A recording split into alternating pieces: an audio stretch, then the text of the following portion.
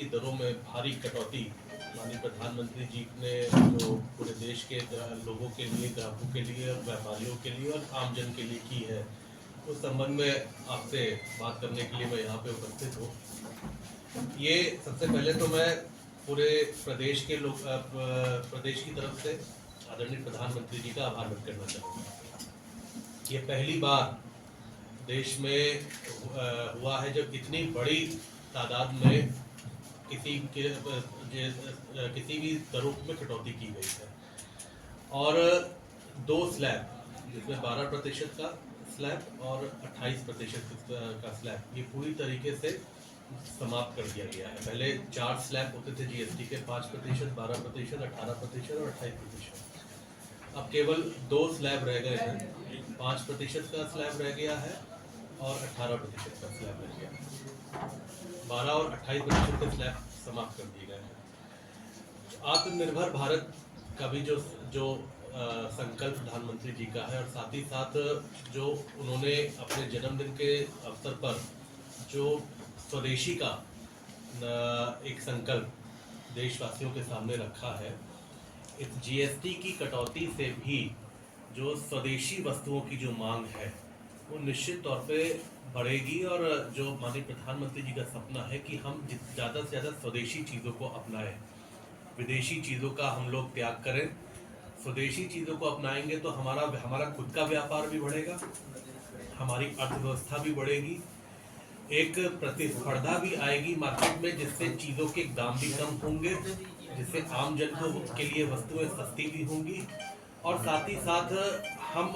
आत्मनिर्भर भी होंगे, देश में हमारी ताकत भी बढ़ेगी। इन्हीं चीज़ों को लेकर हम माननीय प्रधानमंत्री जी ने स्वदेशी का नारा देशवासियों के सामने रख दिया था। अब इसमें कुछ इम्पोर्टेंट वस्तुएं हैं जिनको मैं आपके माध्यम से बताना चाहूँगा कि पहले उसमें कितनी जीएसटी की दर थी, अब उसमें कितनी जीएसटी की दर हो गई है। अगर मैं सेक्टर वाइज उसमें बात करूं तो सबसे पहले दैनिक आवश्यकता की जो चीज़ें हैं जिस पे जीएसटी की दरों को घटाया गया है, उसमें हमारा शैम्पू है, हेयर ऑयल है, टूथपेस्ट, साबुन, toilet war, toothbrush, shaving cream, इस पे पहले 18% की जीएसटी थी, अब 5% रह गई। ऐसे ही घी, मक्खन, पनीर, डेयरी प्रोडक्ट्स में 12% से घटाकर 5% हो गया है। प्री पैक नमकीन, भुजिया, मिक्सर 12 से घटाकर 5, बर्तन में भी 5% हो गया 12 से घटाकर, और शिशुओं के लिए दूध की बोतलों से में भी 12% से घटाकर 5% कर दिया गया है।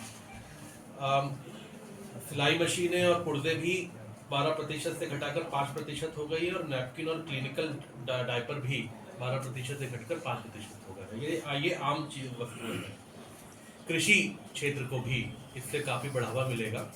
और कृषि संबंधित जो वस्तुएं हैं उसमें भी जीएसटी को घटाकर कुछ में 18% से घटाकर 5 हुई है, कुछ में 12 से घटाकर 5 हुई है। इसमें ट्रैक्टर, टायर और पार्ट्स को 18 से घटाकर 5 कर दिया गया है, ट्रैक्टर में 12% से घटाकर 5 कर दिया गया है। ड्रिप सिंचाई प्रणाली और स्प्रिंकलर को 12% से घटाकर 5% करा है। निर्दिष्ट जैव कीटनाशक सूक्ष्म पोषक